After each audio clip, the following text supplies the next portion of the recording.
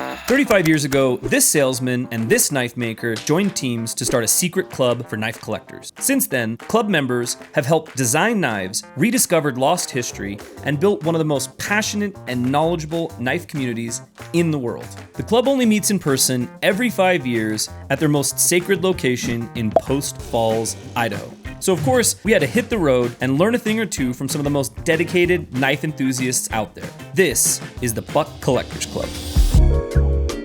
To get a real sense of how the Collectors Club fits in with Buck knives, we hunted down Buck's resident historian, Tony.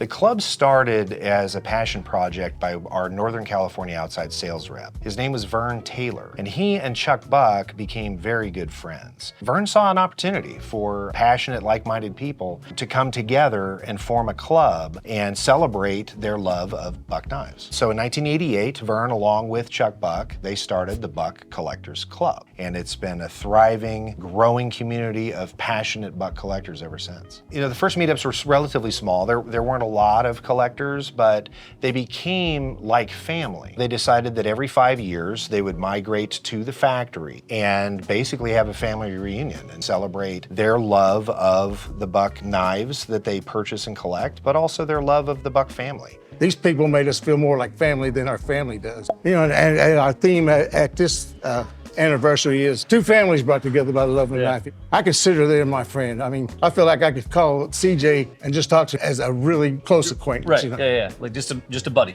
Chuck Buck was member number 38, and CJ was member number 39. They were both lifetime members. I love that they weren't even in the top 10. So I get asked that all the time. Why weren't they like numbers 1 and 2? Right. Well, there were more passionate people than those two to become part of the Buck Collectors Club. A great example of that passion is lifetime club member Rich Naiman. And like most knife nuts, his obsession kicked off with a magical knife in high school with the iconic Buckmaster.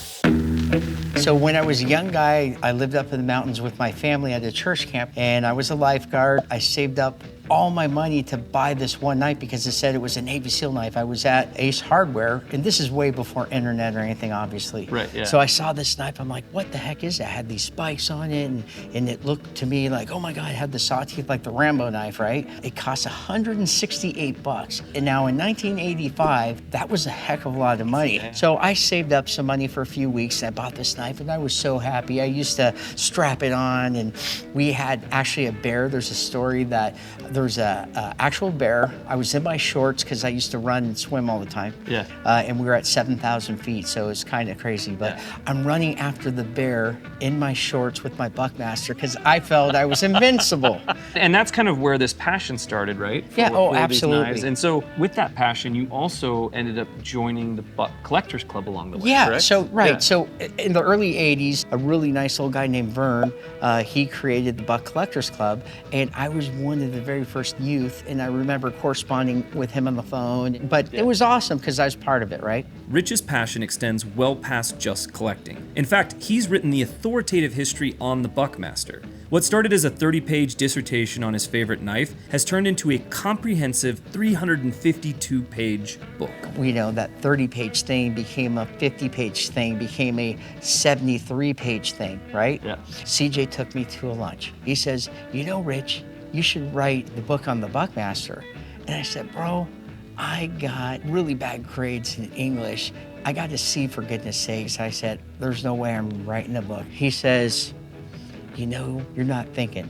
He says, you're 73 pages into it. And then the light bulb turned on. I'm like, you know, you're right. I go, CJ, will you authorize it for me? He goes, heck yeah, I'll authorize it for me. I said, will you let me have access to Buck's archive so I can actually do it right? Right, of course. And he said yes. On top of all of this, Rich is also helping to develop a whole new Buckmaster we're hoping to see soon. Where else in the knife world can you rub shoulders with owners, add to knife history, and get your hands in a ground-up redesign of your favorite knife? The best part is, the Collectors Club doesn't stop there.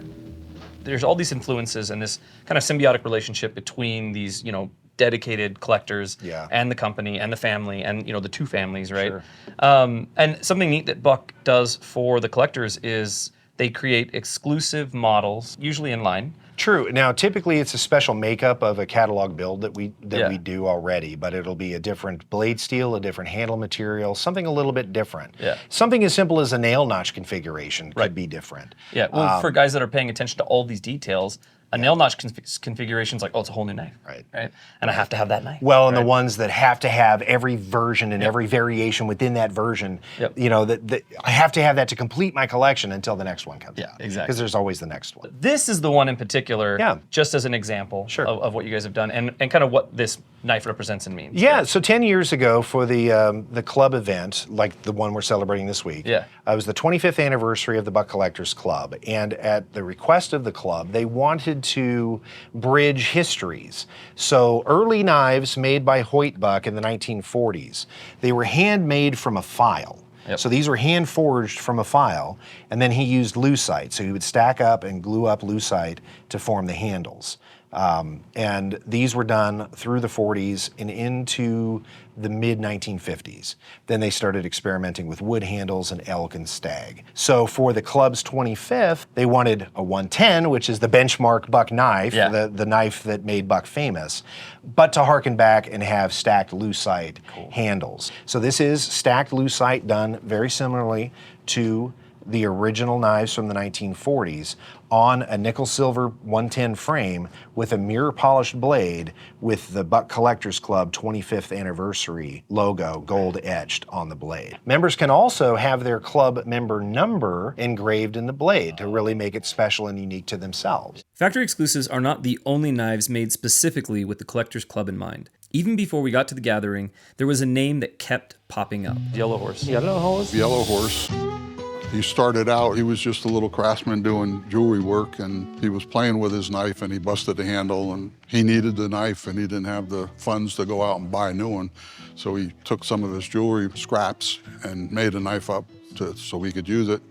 And his customers saw that and it kind of started the ball rolling. Dave does phenomenal work, and I think his best work has been on the Buck knives. What he does today, it's phenomenal. Yeah. I know how he does it, but I don't know how he does it. Yellow Horse isn't just seen as a knife maker or a knife designer. He's seen as part of the Collector Club and part of the Buck family.